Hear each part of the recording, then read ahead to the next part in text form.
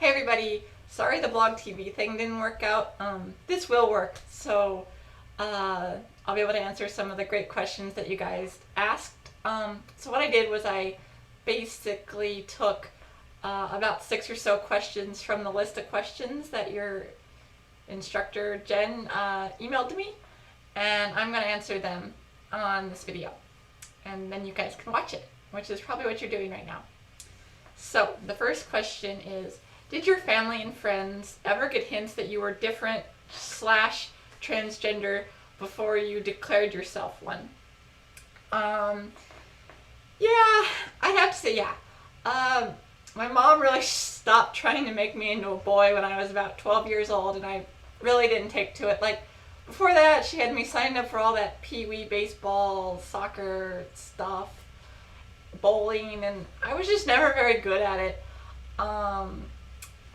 And I always wanted to do crafts and stuff and learn how to sew, and so she just kind of gave up on making me do stuff that I didn't want to do and didn't like doing, and so really kind of let me be myself a little bit to a certain extent in high school. She didn't let me do everything I wanted to do, but she did let me, learn how to sew and learn how to quilt, and stuff like that, and make crafts with her, and that's how we bonded.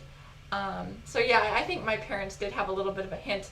One time in high school, my mom asked me if I was gay, and I said no, because I didn't think I was gay at the time. But I'm not gay. I don't identify that way. I identify as a straight woman, and so it didn't make sense for me to say yes, I was gay at the time, even though I was attracted to men then, and I knew kind of consciously that I was a boy. Yeah. So I answered her no, but she did have some kind of hints. So that's that question. The next question is it a greater challenge for you to find people to date? Well, dating's tricky. Yes and no. Before, I don't really think I had very close connections of people that I was dating. I did get in relationships and almost marry a girl once. But it was more like this best friend relationship that I had with the girls that I dated before I transitioned, because I was never really attracted to them in any way. So it was kind of hard for me to find people to date, because I was not attracted to the people that I was told to date. And then afterwards, yeah, it's a little tricky sometimes. There's a lot of transphobia in the world and a lot of homophobia among guys who are like insecure about their sexualities, and so it is a little bit tricky. But right now I am dating someone, and I'm at his house right now. That's this room around me, and we've been dating for a while now, so I don't really have that problem at the moment. Okay, next question. This is a good question. How do conversations with women differ now from the past? Well, in the past, I was always that kind of boy, that kind of safe boy, that, I wasn't, like, constantly trying to, like, get in the clothes of my friends and stuff like that. So I was always, like, the boy who you could take shopping and you could hang out with and you could do girl stuff with. And I'd be really safe, and you wouldn't be worried that maybe you'd have to, fight me off or something like that, or I think that I'd want to date you. I was just very friendly, and girls liked talking to me. And then afterwards, yeah, I'm just one of the girls. Usually, most of my friends are girls, and yeah, so it's now just like any other girl. It's just I have a very interesting past that most girls don't have. So yeah, but that's a good question.